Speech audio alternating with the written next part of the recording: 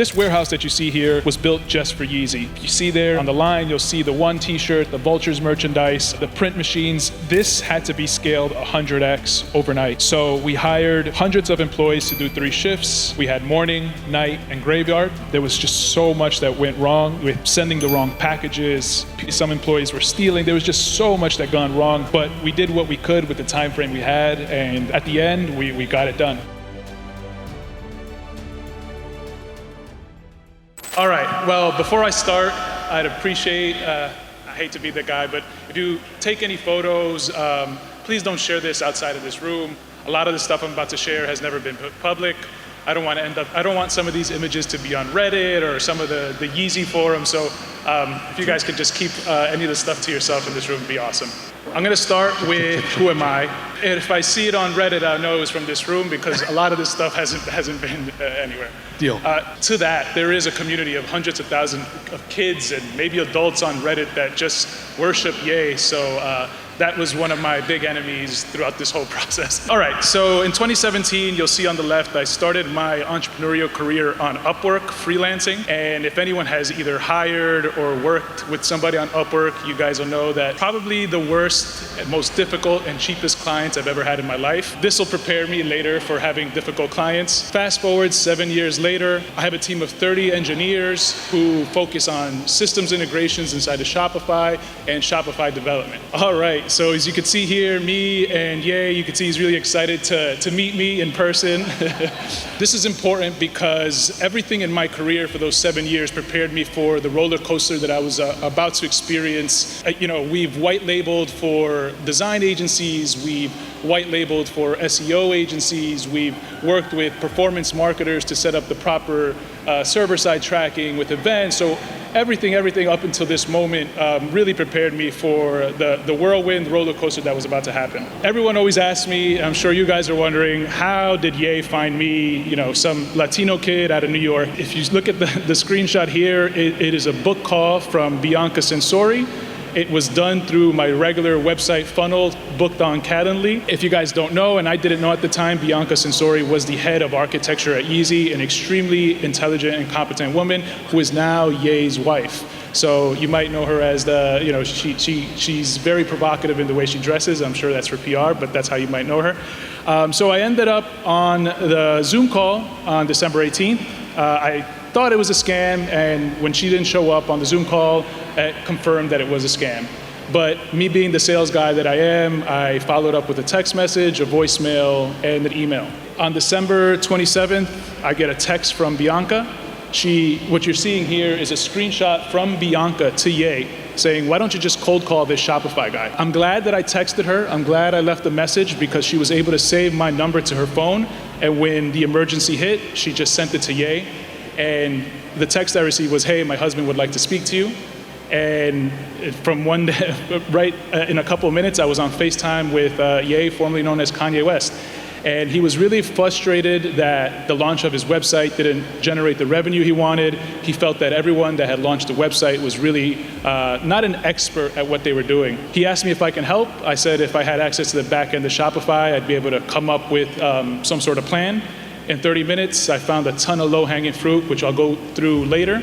And I told him I had a plan. If I can present it to him, he said, why don't you fly out to LA? So that call was around 7 p.m. my time. If you look at this ticket, it's 5:45 a.m. Just a couple of hours later, I told my wife I was heading to LA to meet Kanye West, and I really wasn't sure what to expect.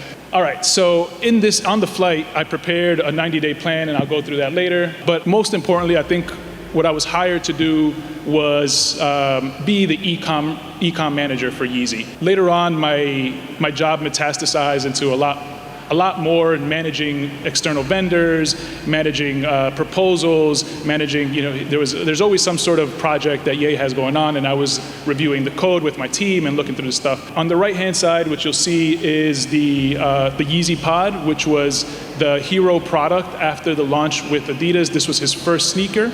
Along with what was on the website was Vultures 1 merchandise, which is his new album that's coming out. John, is this how you would text all the time? So there's a couple of things. If you guys, if you let me go on a sidebar, So all business with Ye is conducted through text. You can imagine how much of a nightmare that is, being put in a group chat with people like the CEO of Grail. I was put in group chats with people that I can't believe that I was talking to. But everything is done through text, and you got to figure out how to get everything done and organized from there. Dude, he would crush it on LinkedIn like this. I actually used, and I'll go through it later, ChatGPT to format my text to ways that Ye liked to read, because since he did so much business on text. So while I had the immense, I wasn't really sure what was going on, but I spoke to some friends and mentors on the plane, and they said, look, you only, short attention span, get it done, make a one-page plan and how you're going to get him to the next level. So on the right-hand side was me typing up the plan and trying to keep it concise. The plan I'll get into throughout, but I just thought it was really cool to look back and see that this is what I was typing on a plane before I met Kanye West. So here on the right-hand side, you'll see my first meeting with Ye. He is paying attention to me, but because he conducts so much of his business on his phone, he is actually texting people there while we're going through the proposal. And then if you look at that little tablet, we're also playing Monopoly, so really multitasking here. So what is that thing, though? So it's a virtual e-game, board game thing.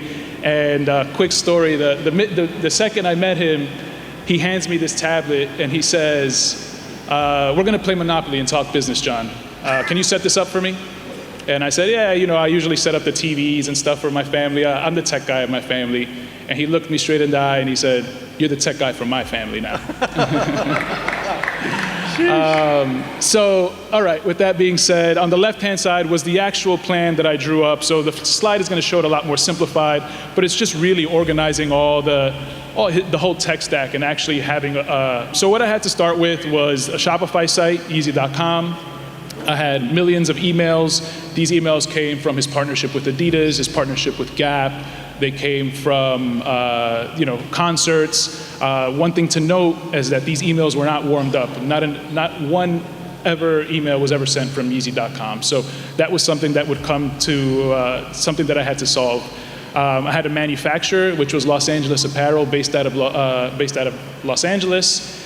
For those of you that don't know, Los Angeles Apparel is run by the ex-founder of American Apparel, Dov Sharney. That will come in later on. I had an Outlook inbox for customer service, and of course, the incredible brand that is Yeezy that Ye built over the course of his career. So part of my plan was really to just set up the infrastructure. Now, for a lot of the people here, I'm sure this is obvious, right? It's like, well, of course, you need a TikTok ad account, you need a Meta ad account. But when you're navigating a superstar's social medias with his team, his lawyers, his accountants, figuring out the entities and getting that through, and then also navigating the corporate teams at each respective company, TikTok and Meta, there was fights for who's going to take for this account, who's going to, is Ye going to do anything crazy on TikTok? Can we let him back on? It was quite the kabuki dance to actually get these ad accounts up, and then after getting the ad accounts up, linking the proper social media accounts to those ad accounts, then setting up the pixels properly on the website so that when we do start cranking ads, all the ads are being sent with rich data, right? Now, email and SMS, as I mentioned, none of the emails were warmed up. Later on, you'll see a slide. I called Jimmy the day I met. And by the way, I spoke to Jimmy once or twice before, but I got his email from my partner manager at SendLane. And he told me that he'd work with us to get the emails warmed up. So SendLane was our email and SMS provider. And then tracking and reporting, we needed to set up proper customer service infrastructure. We set up server-side tracking. And like I said, ChatGPT for the text messages. And we would get data every day in. I'd have a report exported, sent to ChatGPT, transcribed into what we call Yeezy messaging. And we're in the first 30 days. So in tandem of getting the full infrastructure up, we started working on designs now. I'm by no means a designer. As I mentioned, my team is full of engineers. I hired a designer out of Brooklyn. Her name was Malou. She possessed the calmness to be able to work at an extreme pressure. And what was really interesting about the design process with Ye and Yeezy is he would put us with people that are not web focused. So that in itself was hard to work with, but also interesting. It was different sorts of photography, architects, AI artists, famous AI artists. So just working with these different people in their fields to come up with something unique that at some point he would just feel is the right thing. And I put this Figma board there because it's just a small.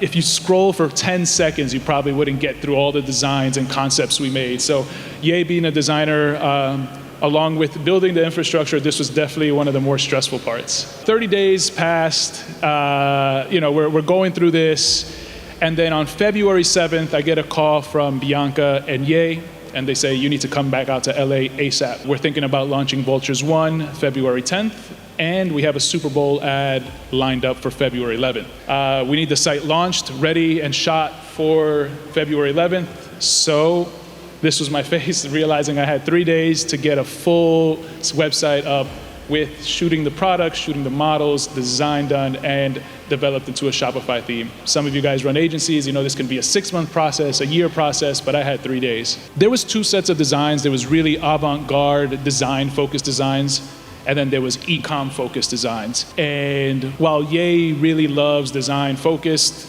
he came to the conclusion that he wanted to try the e-com focus to see if it would increase sales and increase conversion rates. So what we landed on is a rendition of what you see on the screen here.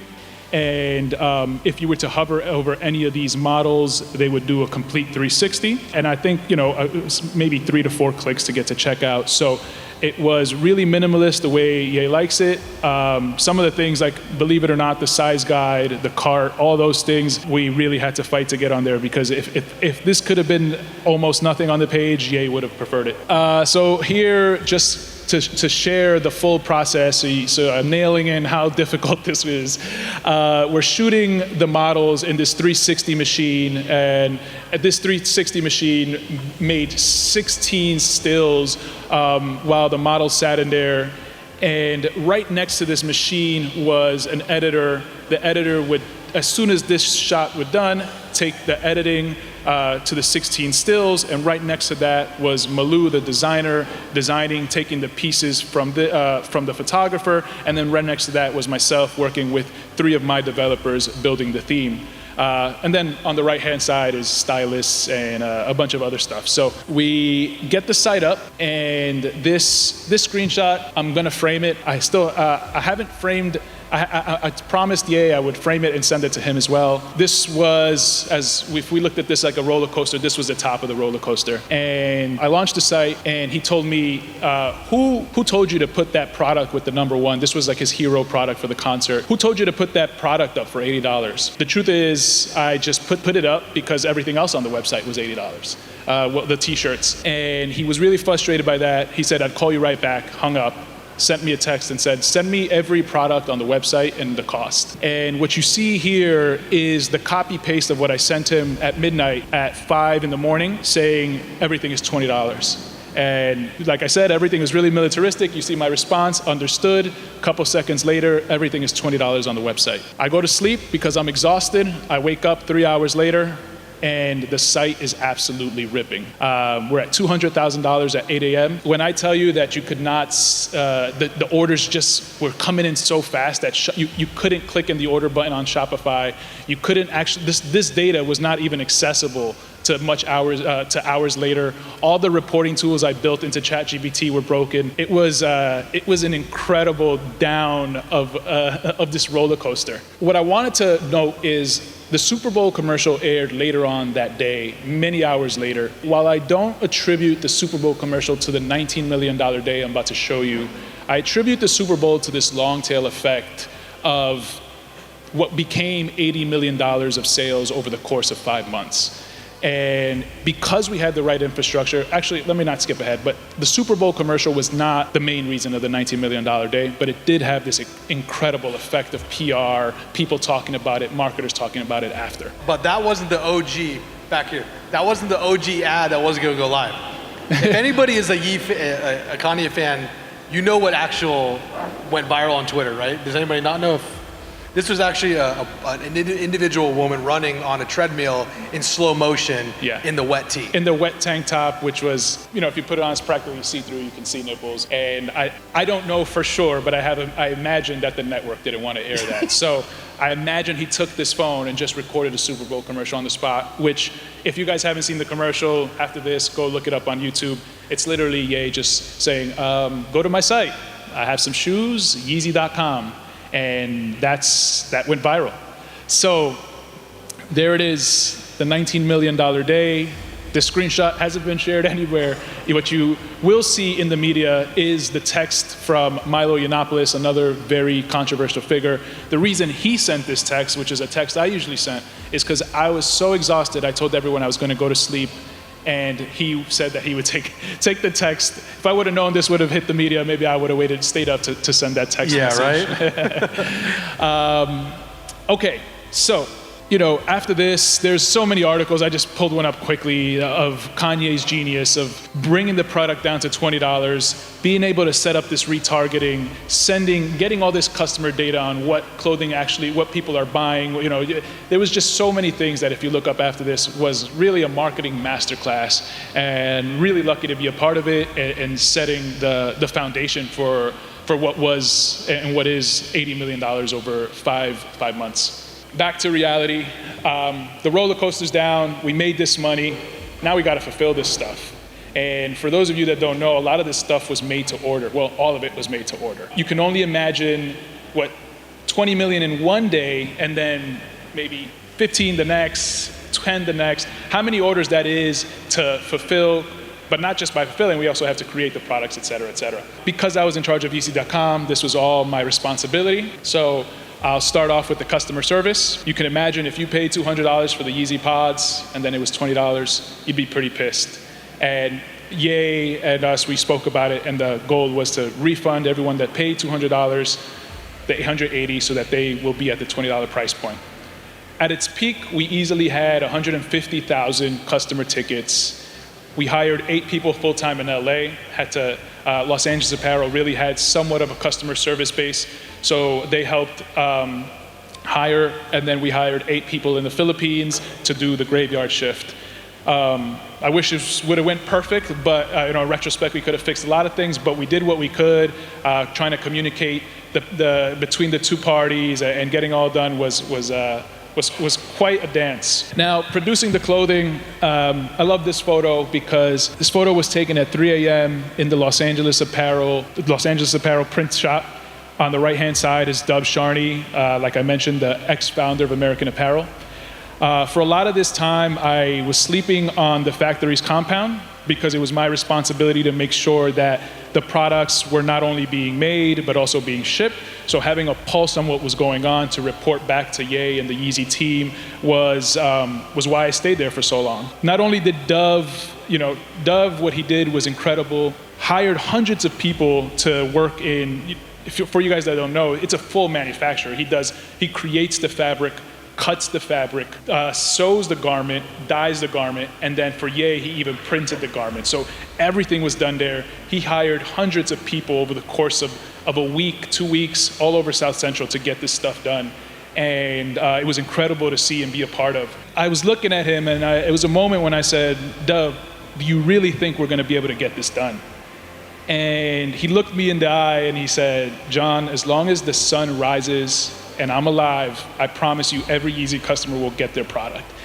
And I believed him. I saw the look in his eyes, and for you, the guy's so crazy. There's no way somebody could beat him. He sleeps in his office. What you're looking at here is the bed into his office. If you guys don't believe me, you can look up this Vice interview of Dov Sharney on YouTube. That bed is still there. If you guys ever want to go visit the manufacturer, let me know. I'll give you his information. Next is building the fulfillment. Now, this warehouse that you see here was built just for Yeezy. If you see there on the line, you'll see the One T-shirt, the Vultures merchandise, the print machines. This had to be scaled 100x overnight.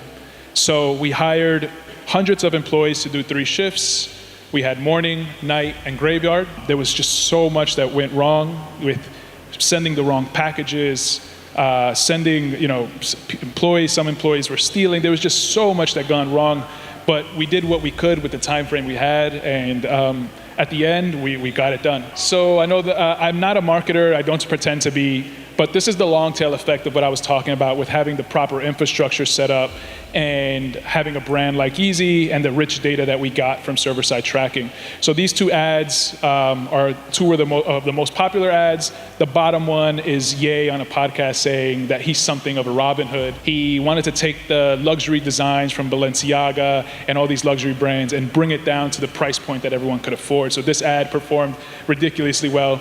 And then the top was Joe Budden on his podcast organically saying that Kanye was a, quote, fucking genius for having these most comfortable shoes that he's just wearing all over the place. In a month, we spent $327,000 across Google, TikTok, and Meta, and the customer acquisition costs from the calculations I saw were about $1.01. So that's what I mean by that long tail effect that really, really helped. And then email and SMS. I told you guys I called Jimmy the day of. You look at that date, it's December 29th. I introduced Jimmy to Ye and Bianca. While they didn't really, they wanted me to manage everything, I figured I'd make the introduction anyway. Jimmy and the Send Lane team really helped, once the email was warmed up, incorporate the millions of emails we had from Adidas and whatever for our campaigns. At the peak, if we launched a new product and sent an email campaign, it easily generated 7 figures. We had 7 figures being generated from just our shipment texts, which is, hey, your package is on its way, hey, your package is delivered, and yeah, that was the email. And that's it, guys. I still have a good working relationship with Ye. The website, if you go up, is closed. But who knows what's to come of me, Ye. There's been some interesting opportunities. I just got off a phone call with Lil Durk asking to manage and manufacture his clothing with Dove. The photo you see here is of my key card along with 2 of the most controversial figures in the world, Milo and Dove. So yeah. I'll open it up to any questions. And if I can't answer it, I'll tell you guys I can't, but I'm an open book. Hell of a story, brother. Well done. First question right here. Dude, that's amazing. Congratulations. Thank you. Anybody who's operating is like mind is blown right now. Is an organizing principle like when Ye approaches business, right? So you're talking about how he wanted a white box on the page with nothing else. You're pushing for conversion-focused elements. Like, he's obviously a successful guy. How much nudging did you have to do to be like, yo, dude, like, this is what works in e-commerce? Yeah. And like, how much of it was like artistic integrity versus just his vision for like, I want to make some money here? Ye works in proxies, and what I mean by that is he takes the advice of really successful or smart people around him. And so if I wanted to nudge towards a way, I could never do it myself. It would have to be through the proxies. And one of the big proxies that I had on my side was Bianca, his wife. So yeah, I think I realized, and even working with Dove a lot, and people at this level, I realized proxies is a strong way to get things done. You almost have to play, I call it a dance, but just working around, and if your point is what it is and it's true, work it through the people, and it'll get to the center, if that makes sense. And do you think he had an intuition for like what's going to drive the most revenue here, or was it really just like crowdsourcing, if you will, a lot of different insights? This is my opinion. I think that a lot of Ye's genius is done through his sporadic and unique way of delivering things. So I think that it is his intuition, and he knows what works deep down inside, and he knows when things are right, and then he releases it to the world. I'm good to go, yeah? Hey, John, thanks a lot. Super cool story. Not sure if you could share it, but the revenue numbers, really great, super fast growth, but there's a lot of operational inefficiencies. Through that process, do you profit? Yeah. Okay, that's great to hear. Yeah, so the margins, you'd be surprised. They were, in the high 30s because, well, at that volume, you can really get products down low. I was in charge of managing the COGS and reporting that information, but I can tell you that Ye doesn't care about money. He cares about making a splash. He cares about making cultural shifts and cultural movements. So for him, this wasn't about the money. This was about, what everyone said after when he did the product. Nice. Thanks. Really great. I think after he did the Super Bowl ad, he was like, "Fuck it, like, it is what it is." It's like mic drop. Figure it out, John. That's pretty. That's it. Yeah, it's well done. One coming into the front. Make it good. I'm sure we can all, like someone said earlier, appreciate the operational effort that you had to kind of go through to get this to work. But at the time that Bianca had contacted you at the beginning of the story that you told, what was your operational efficiency? What kind of team did you already have ready to tackle the job that you got approached with? Yeah, and I think, which is why I credit a lot to Dove. For those of you that don't know, American Apparel was a Zara at its heyday. Dove had the experience to scale that fast and that quick. Did we have a warehouse worker? Yes. Did we have some people shipping? Yes. Did we, but I had to credit to Dove to being able to say, okay, let's take this. We need to hire here. We need to hire here. We need to hire here. John, I need you to make sure that this is going on. So I don't know if that answers your question, but the base of Los Angeles Apparel and the mind of Dove Charney was really all the operational thing we needed to scale. I think, a follow-up would be to even narrow down into the Shopify side, the marketing side. We had nothing. We didn't have a performance marketer. We didn't have email, SMS. We didn't have any softwares. That was all my job. And one of the things one of the harder things about this role and working with people at this level is everyone's trying to take your job. Everyone is waiting for you to fuck up, making sure that if I was vetting vendors, I was really giving the best that I can get. Amazing story. Thank you. I'm blown away by how much you can get done so quickly. And in my business, shit takes forever, and it's so frustrating, and I'm sure like with a lot of people. How can we apply the way that Kanye and you guys executed something like that in just 3 days in our day-to-day? How do you just launch something and like actually get shit done more effectively? I think, so aside from, Ye paying exorbitant amounts of money to people, I think that when you're fighting for a cause, this is something that Dove taught me. He said, read the 48 Laws of Power. I read this many times, but you read it and it's like, this is kind of douchey. But when you're fighting for a cause, it feels like you can really rally behind and get things done. And Ye and Dove always made it feel like we were rallying for a cause, whether it's let's go beat Adidas, let's fucking get them at their game, or let's fucking get all this stuff done. Like rallying behind the cause really fired up the team to be like, what are we waiting for? Let's get it done. And of course, I took this and I started implementing it in my own business. How do we rally behind the cause? How do we become the best Shopify agency out there? Like these things I learned from incredible leaders like Dove and Ye. One more question. Anybody want to take this final one? And sorry for cursing, guys. No, we'll forgive you this time, bro. Don't worry about it. Last one right here. How'd you talk budget with him? About what? About the project. Did you come in saying this is the budget? We're going to get it out the door in 30 days. Did you say this is hourly rate? How'd you work it? Yeah, good question. Ye's a creative, so you get a few seconds of attention and time, and if he feels that you're a trustworthy person, then you got to navigate the rest of the organization.